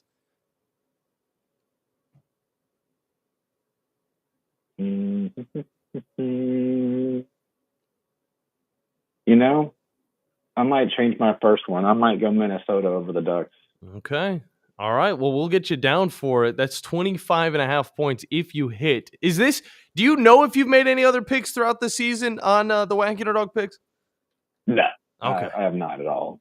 Golly. Well, this one would get you right back into the top 10, 25.5. I have 25 right now. That would actually put you at second place behind Josh, who still needs to get back with us. He was making some really good picks at the beginning of the season, and then I feel like he might have fallen off the planet. If somebody knows, where Josh is at, just let us know. It's not good. But yeah, we got you down for it, Matthew. Good stuff from you, man. All right, man. Y'all have a good one. Safe travels. Joe, he's feeling better. Thanks, bro. I deeply appreciate that, man. Trust me, it's kind of a thing now that when you're in the situation I'm in, and you have a lot to do, obviously, not just 97.7 wise, but also UAH wise, and you have 3 kids. Like, my wife looked at me and she said, this may be like a God thing. And I was like, man, why do you got to bring it up like that? And she says, well, yeah, maybe it's a God thing of saying, look, you don't need to be doing all this stuff this weekend. You need to be handing it off to people that can do it. And so that's why I've kind of most likely going to be handing everything over to John tonight for the football game, because when I was not able to do the 2 games that I wasn't able to do, 2.5 technically, because I didn't get to Albertville until the halftime. It was John that was able to step up in there. So he deserves to get himself a second round playoff game that he's going to be doing tonight. So if I can't go, John, I know you're going to kill it. And I'll make sure that you have everything that you're good for. And yeah, man, being sick sucks. No, it also sucks when you can't just go lay in bed the whole day and do nothing. Yeah. No. You remember that? You remember being sick and being like, I'm going to go lay in bed. I'm not going to do nothing. I'm going to sleep all day. Oh, that crap doesn't happen. Let the school know I can't get in. I can't go in today. I'm looking at this Gatorade right now, and I know I need to be drinking it, but at the same time, I'm going, yeah, that's about to make me want to throw up. I'm making give me like a Zofran or something to try to make sure that doesn't happen. Yeah, go and take care of that on the break. But we do have more callers getting in on the show. We got Jason on with us. Jason, how you doing today, sir? Hey, I'm great. I got you 2 picks, because I can only do 1, right? Yes, sir. Who has the biggest? Who's the biggest underdog, Texas or Clemson? Probably Texas, I don't even think Texas. I'm looking at Texas does, because I believe they're a 6.5, 5.5 point underdog against Georgia. Clemson right now is just a 2.5 point underdog to Louisville. That's how close the ACC is. When you really look at it right now. Yeah, Louisville's a good team, too. Let's go Texas, Georgia. They're going to get Georgia this weekend. Okay. Well, it would be an interesting one to happen, and I could definitely see it. I mean, this offense, whenever it's clicking, which we saw in the second half of that Mississippi State game, it is really good. Arch Manning looks really good, but whenever it's not, he looks terrible, and we're all talking about like how this is the Manning, kid that could have been left off. Maybe he was the runt of the litter, but regardless, he is still starting for an SEC squad. Can't dog the kid too much, but we definitely expected more from him. But we say that, and Texas is still at number 10 on the year. Again, it's a good Texas team.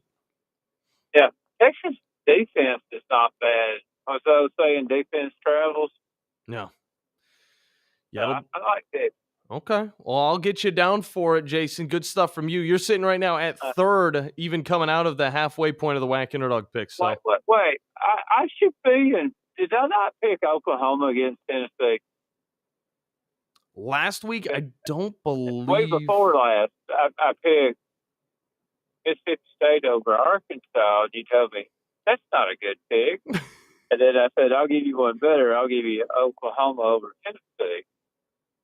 I'll have to look back. I was going to have to go back to the tape on that one, buddy. Yeah, I'll have to adjust. You about to screw him out of some points. If that was the case, but I'll get you in for this one for sure, Jason. We got you. All right, no problem, bud.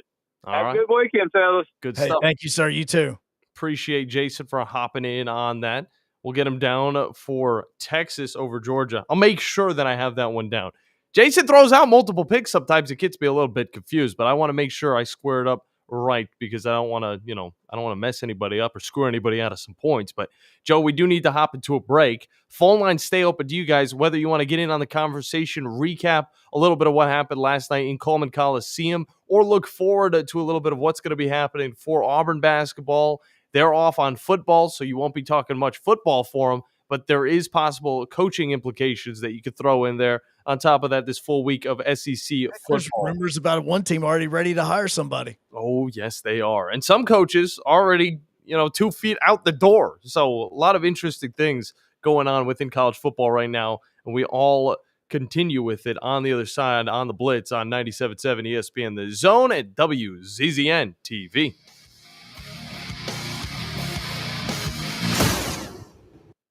Phone lines are open now.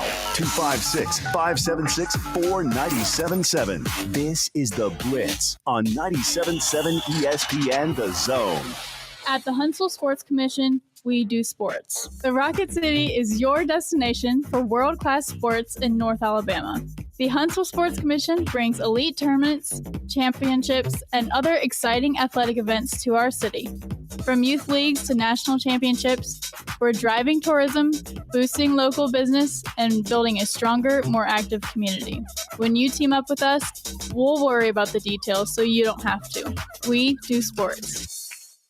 There are only about 4,300 publicly traded companies on the U.S. Stock Exchange, but there are an estimated 33 million companies in the U.S. Hi, I'm Jeff Jr., founder of Trajan Wealth. The average investor is missing out on over 99% of the investment opportunity that's happening in this beautiful country until now. True portfolio strength is found beyond the confines of the S&P 500, investing in promising companies before they go public. Private real estate, infrastructure, world-changing technologies. This is called the endowment model. The endowment model has historically outperformed the traditional model of just stocks and bonds. If you're an accredited investor and want more from your investments, it's time to think beyond just stocks and bonds. Call Trajan today, 256-202-4200. That's 256-202-4200. Advisory services offered through Trajan Wealth, LLC, an SEC-registered investment advisor. See website for details.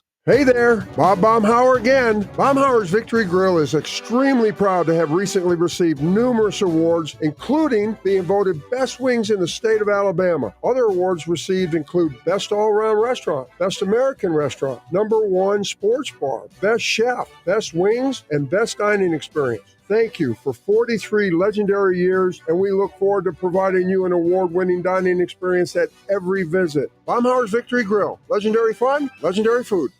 Sure, Valley Equipment Rental takes care of the homeowner and his needs, but how about the pros out there? Well, Valley Equipment has the big stuff as well. The equipment you need to get any job done. I'm talking about the big track hoe excavators, from the 30,000-pound mid-size one to the big boy 50,000-pound units. Need a dozer on the job? Well, they've got them up to 105 horsepower, and that's a good-sized machine. Plus, Valley Equipment has more lifts than anyone around. Up to 80-foot booms that reach 56 feet with a 10,000-pound capacity. 2 locations, North and South Parkway. Check them out today.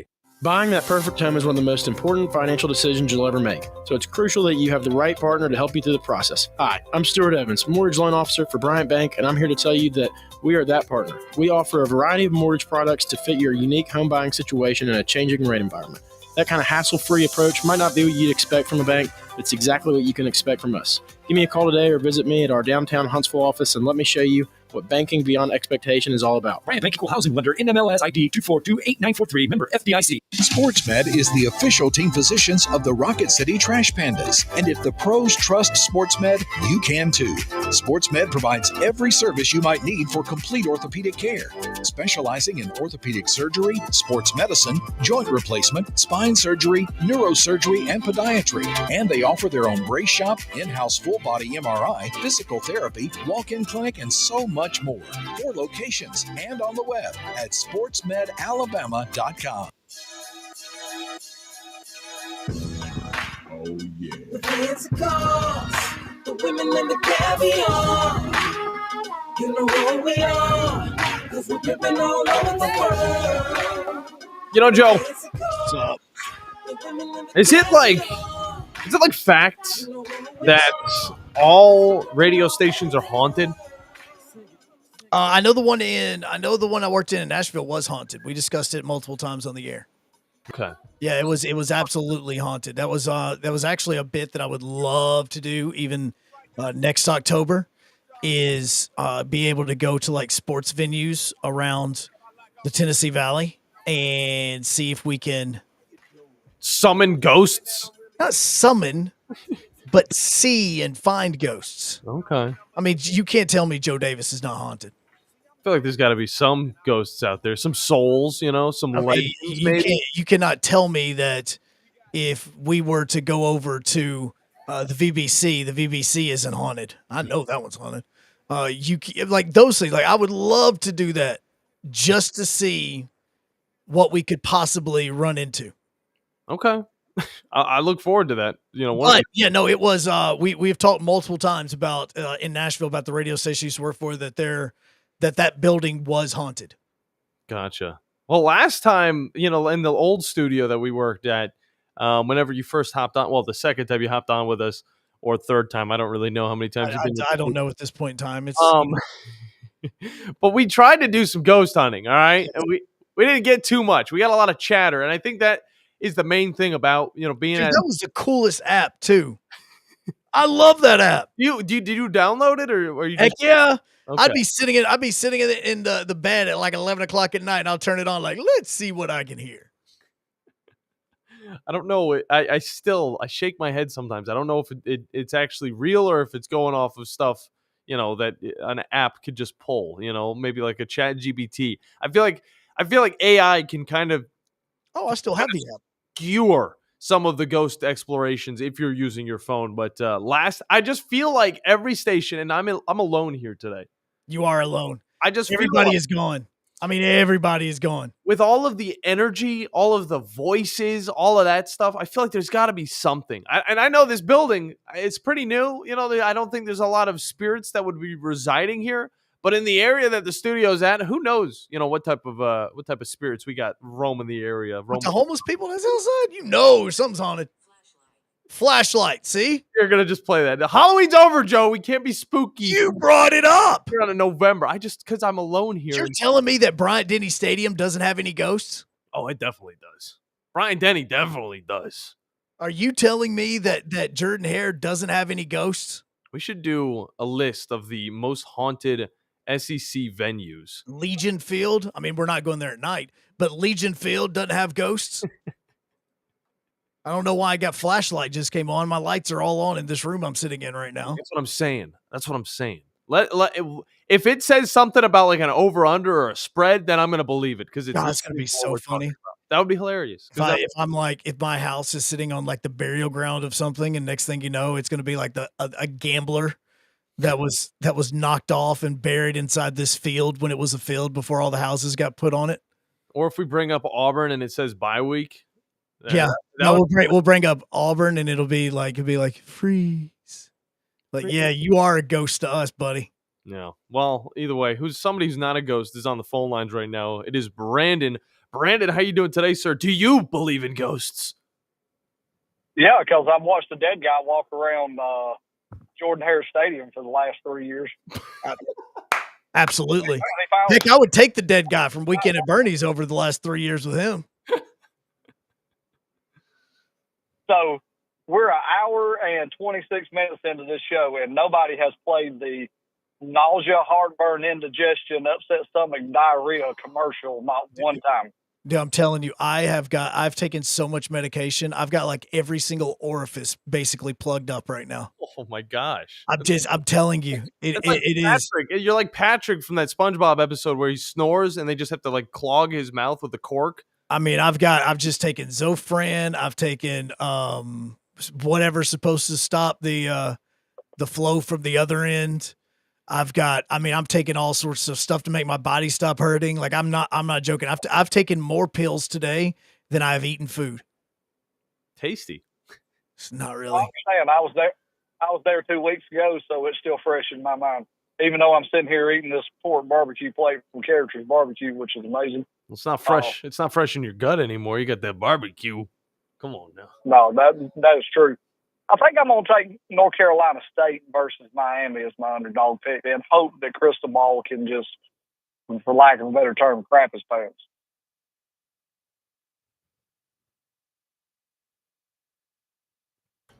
Joe, do you not see that I'm on the phones? Oh, I do not see that you're on the phones. No, I did not. I apologize. Help, man. I need help sometimes. Oh, you know what it is? And here's the other part of it is I had went away from that screen because I was looking at odds. And so I thought, oh crap, did I get disconnected?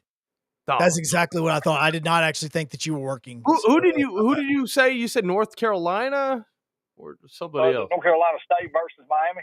Okay, North Carolina State. All right, I got you for it. Yeah. That'll be an interesting one. It will. That one's big enough to make it worth it, but it's not so big that it's ridiculous. No, yeah, it's not. And I feel like in the ACC, I feel like a lot of those upsets could happen this week. As much as we've talked little about the ACC, because it's just kind of been iffy football, you don't really know what you're getting out of it. I feel like the 15.5 is not too far-fetched. And NC State coming into this game 5-4 on the season, and Miami just kind of having a collapse their last few weeks. Surprised. I think last week, was it like the second half, there's just something about Carson Beck that is just so weird, where he's throwing interceptions left and right. He did it against the Qs even. And at one point, that game was a lot closer than 38-10, and it ended up being a win in favor of Miami. But I mean, you don't struggle against Syracuse this season. It's not something you do. But you know what? They found ways to do it, but they also found ways to pull it out before getting into this last 3 games of the season. Well, the bloodbath that's going to be all these 10-2 teams and how it's going to shape out. Listening to Brooks Austin talk about it yesterday, which I already knew some, but he named some more. Yeah. You can have some real interesting situations with a ton of 10-2 teams. No doubt. And I think you get to the end of the season and you leave out about 5 10-2 teams, you're going to start hearing screams for 24-team playoff real quick. God, 24 teams. Good heavens. No doubt. Well, a lot of times fans also, they don't want to see the facts. They just see that their team has the same record as some of the best teams in the country. But this is the reason why we're seeing multiple SEC teams, 7-2 SEC teams like Texas, Oklahoma, and Vandy be ranked at the top 20, whereas you have the Michigans falling back to 18 and the Southern Californias being 7-2 and being at 17. Georgia Tech 8-1 and they're right now at 16. Miami, I don't think should be at 15 the way that they've been playing. It just has not reassured me, but they're a 7-2 team behind Vanderbilt. Utah sitting above Vanderbilt at 7-2 and BYU above Utah sitting at 8-1. So, for all things people like the dog on the committee they've got some things right, and that is having the SEC teams that have 2 losses ahead of some of these Big 12 and ACC squads that have 2 losses. I feel like they're taking into account that strength of schedule, unlike that top 5 spot, which still shaking my head at it. Well, and the question's going to be, and I even heard Kirk Perstreet say this, you get to the end of the season, and let's say, because Texas is 2 losses right now, correct? Yeah. Yes. Okay, let's say they don't make the SEC championship. They get to the end of the season, they're 10-2, and they went and played Ohio State in their building. But let's say you take a Texas Tech over them and leave them out of the playoff. You're not wrong. I mean, Texas Tech hasn't had to face anybody close to the caliber of Ohio State. No. So, I mean, how are you going to reward that? Are you going to look and say, hey, they went to the shoe and played them and scheduled this, and they're 10-2, so therefore we like their schedule better than a conference champ? Yeah, I see where you're coming from with that one, and I think that it would come down to some really interesting choices from that committee who, if you guys did not realize, did make some adjustments. The AD over at Arkansas, Hunter Yurachek, is now... He made some adjustments. He's now the new chair of the committee, so it'll be interesting to see how he, if he favors the SEC teams a little bit more, or if he continues to kind of roll with what we were seeing with the former chair that, of course, he stepped down yesterday in Mac Rhodes from Baylor. So it'll be interesting. But you're right, Texas Tech, you look at their season, their biggest win. I mean, can we take any guesses? They won against Utah. It was a big win. Last week against BYU. On the road. Well, they've had big wins in the Big 12. Outside of that, though, is where we kind of can compare some of these teams without the conferences being involved. But, I mean, their out-of-conference schedule, although it hasn't been too gross, it's still been really iffy. I mean, Oregon State's not going to challenge them the same way an ACC school is even going to challenge them. And you're right. I mean, the win over Utah, the win over BYU is big, but what are those teams that the BYUs and the Utahs have faced off against that even proves that they deserve to be up in the top 20? Well, and I heard Randy Cross, who used to be on 92.9 in Atlanta, and, that dude knows football. And when he was talking the other day, it gives me confidence that he's in the room because he doesn't care what logo's on your helmet. He cares about what he sees with the eye test. Yeah. And that guy right there, if he's in the room, I've got some confidence in it because he was talking about schedules and the way people play and what you see. And he said, we're not going to fall into this pit of thinking that you are what your record says you are. He said, because all schedules are not equal. No doubt. And that's a tough thing to talk about in that room, to sit there and go through it. And I wanted to ask this and say this to Joe. So we were talking the other day on the Tom Abraham show, about NFL franchises. And I made the comment when we were talking to David Moulton about the Falcons, at this point, are they a failed franchise? And I know this is going to hurt John. The Browns are over 100 games under 500 for the past 25 years. That is a failed franchise to me. The Falcons are a little under 500 for the past 20, 25 years. You go 5 years and the numbers go up 5 to put you just a little over 500. Yeah. And I said, I feel like that the Falcons have just failed to be the franchise that they could be.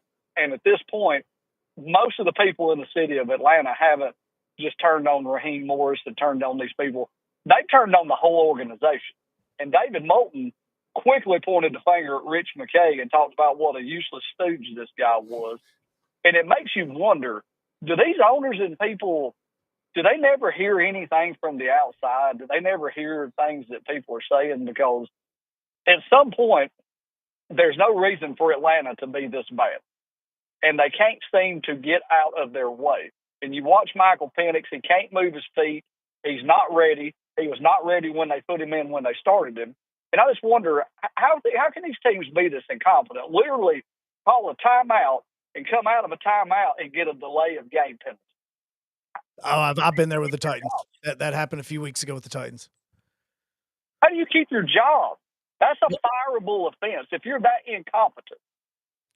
Well, and okay, so then the other side is yes, you talk about all how Michael Penix is not ready and how he's slow and things along those lines. But have they agreed that they're like, look, this is what we're going with. Until we know it doesn't work, we're going to see what we have in him because we know what we have in Kirk Cousins and the value that we have in Kirk Cousins.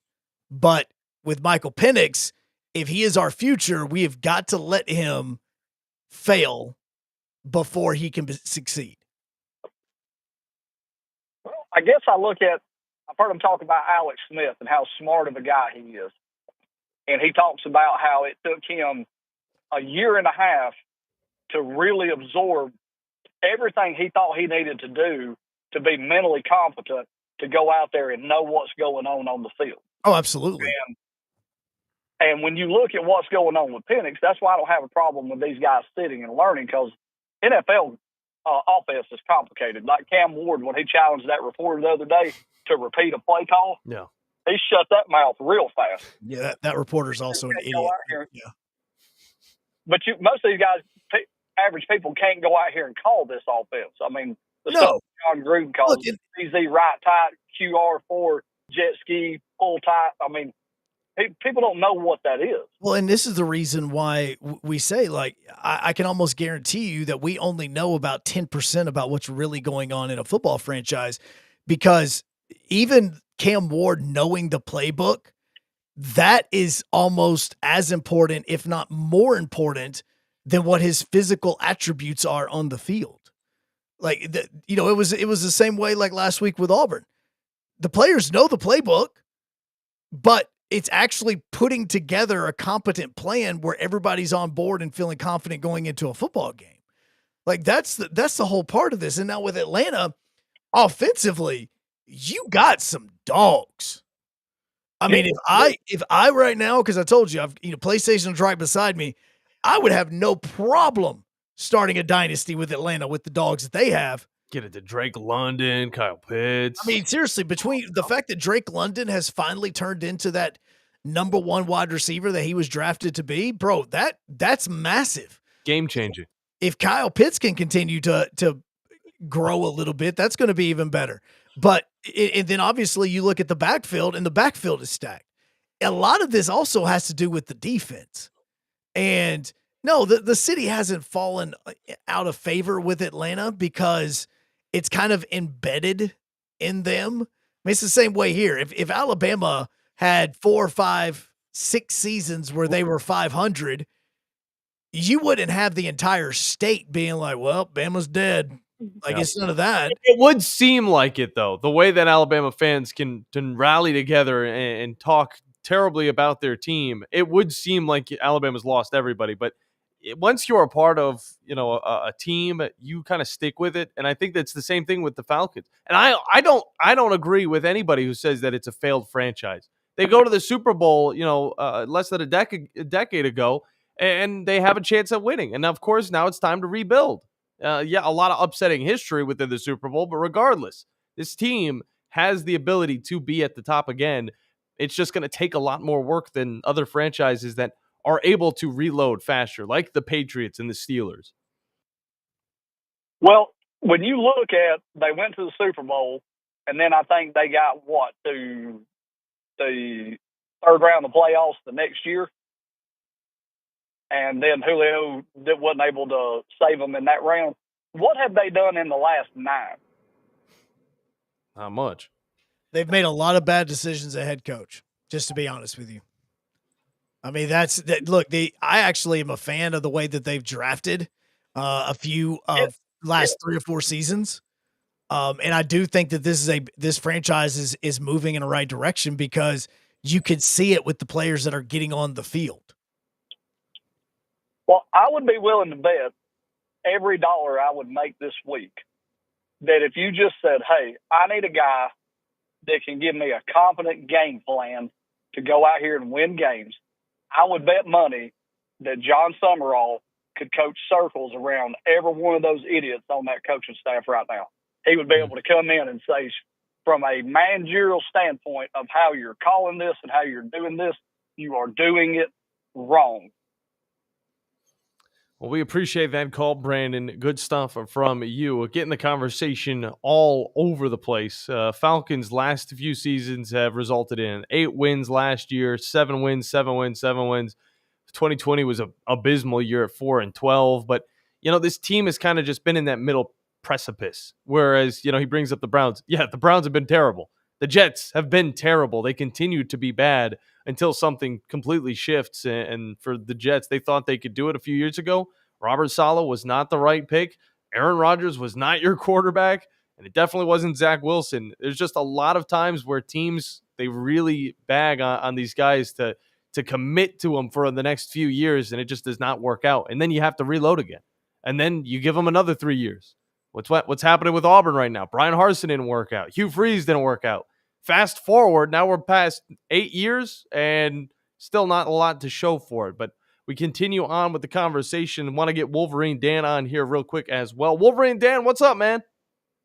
Well, you mentioned something about a nightmare earlier in the show. Didn't you guys mention something like a nightmare?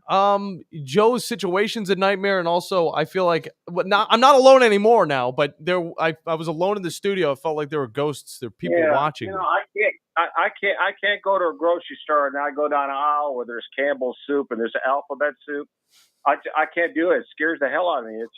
It's you know what I'm talking about, don't you? I know what you're talking about. They're missing the B. Oh yeah, you missing the B. That's it.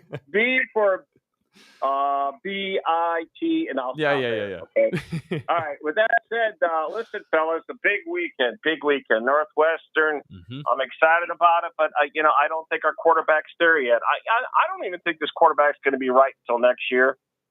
He got to get more reps, and he needs to be able to finesse the ball, which he doesn't do that. So it's going to be, it's going to be pins and nails for me. But I am excited about the Sunday night game. Wow. Yeah. Philly got their lineman hurt for the season, one star lineman, and it's the Lions are being play calling by Campbell, and offense is going to show up. I think we'll do a lot better performance than Green Bay did. Fellas, I like where we're at. I mean, Green Bay softened them up a little bit too, because that was a brutal game for a low scoring game like that defensively. Yeah. I think Philadelphia's ripe for the pickings, brother. Yeah, and the way that offense can work for the Detroit Lions, I think can be very impressive. Defenses looked stout as well, so it could be more of the same of what we saw last week with the Eagles and the Packers, but there could be more scoring involved. I think that the Eagles, sometimes they do have those slump of games where they can't get the points. They obviously need to get it to their wide receivers. A.J. Brown's been complaining. He's kind of just kept it. He's he's done more than complaining. He told you if you have him on your fantasy team to go ahead and drop him. But I mean, again, these guys they get the bigger picture. I mean, the Eagles understand the bigger picture, and that's why they're sitting at 7-2. There's a reason why this team is so good within the NFC. But the Lions, again, just knocking on that doorway. I mean, they're trying to get to that number one spot, and it's going to take a few wins. And, of course, it would take a big win in Philadelphia over the Eagles. We'll have to wait and see. It'll be on 97.7. So whether you're wanting to watch it or listen to it, you'll be able to get it because I know Disney and ESPN still having that whole little weird thing that they got going on. Here's my other question. Is that going to be in the trifecta? I can't tell you that. It needs to be. It's a big game. I cannot tell you that. I do have the trifecta. Let me see what it is, and I'll my reaction might show it. We'll definitely see what it's all about when it comes down to the primetime Sunday night.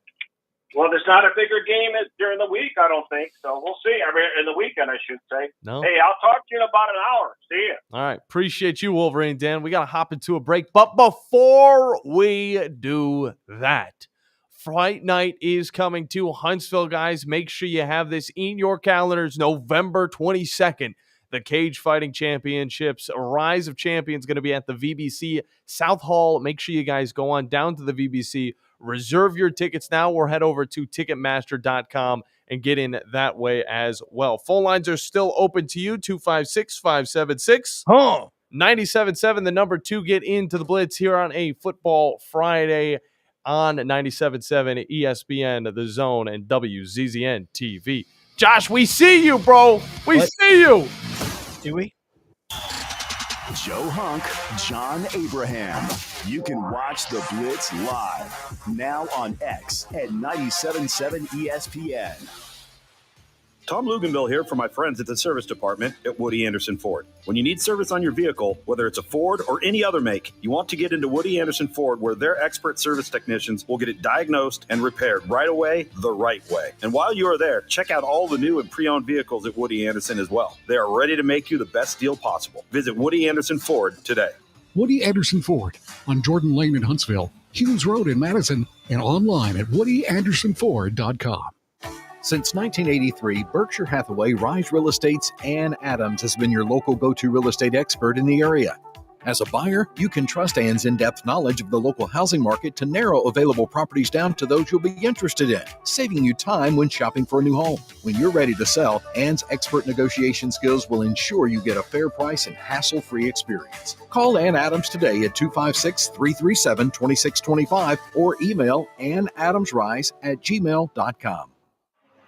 Need tough equipment you can count on? Christopher Equipment has you covered. Whether it's air compressors, trenchers, bucket lifts, concrete tools, generators, skid steers, and more. Serving you with locations in Tullahoma, Shelbyville, Manchester, Fayetteville, and Hazel Green. Christopher Equipment. From job site to backyard, rent or buy, Christopher Equipment delivers the tools you need when you need them. Call 931-455-3900 or visit christopher.equipment today. Christopher Equipment, powering your project.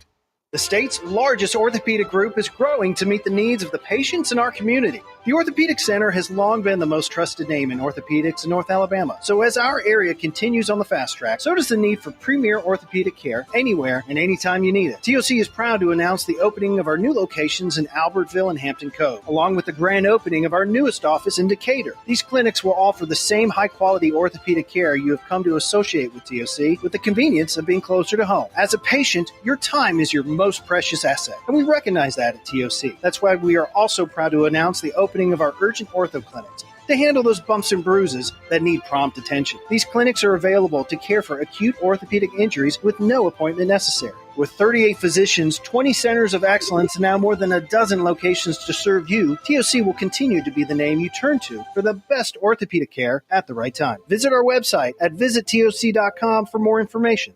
TOC, helping you live a better life. This is Bill Crawford with Crawdad's Countdown to Kickoff. I've recently had a stem cell procedure on my right knee from Dr. Charles Lee of Regenesis. Stem cells are harvested from your body and re-administered back into your body. This approach is painless, quick, and requires no lengthy rehab. My knee feels better already. Regenesis is located at 4025 Pepperwood Circle Southwest, Suite C, Huntsville, Alabama. Call 256-715-8193 or Google their website for more information. Lake Gunnersville Ace Hardware is your locally owned and operated hardware store. We're not just about numbers, we're about helping neighbors, because our Ace Hardware store is part of your community. We're committed to being the helpful place by offering our customers personal service, quality products, and a convenient shopping experience. As the helpful hardware folks in your neighborhood, we promise that helping you is the most important thing we have to do today. Stop by and visit Lake Gunnersville Ace Hardware today, 1536 Blunt Avenue in Gunnersville. The Tom Abraham Show, weekdays beginning at noon on 97.7 ESPN The Zone and WZZN TV.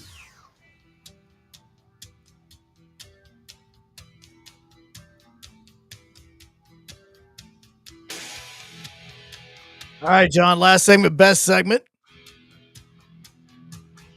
97.7 ESPN The Zone. Don't forget, coming up at 3 o'clock today over at John Hunt Park, UAH and Mississippi College going to be going at it in the semifinals of the GSC Conference Tournament. UAH trying to make it to the conference championship for the very first time in a long time.